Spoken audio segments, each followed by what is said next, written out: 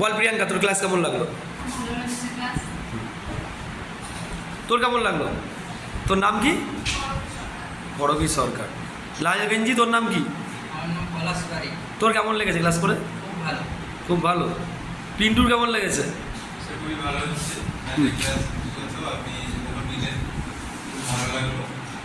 ম্যাথের short tricks থেকে শুরু করে আগামী বিভিন্ন এক্সামের জন্য প্রস্তুতি হিসেবে ম্যাথ রেডি আছে, আগামী দিনে আমাদের পরীক্ষার ক্ষেত্রে খুব সুবিধা হবে।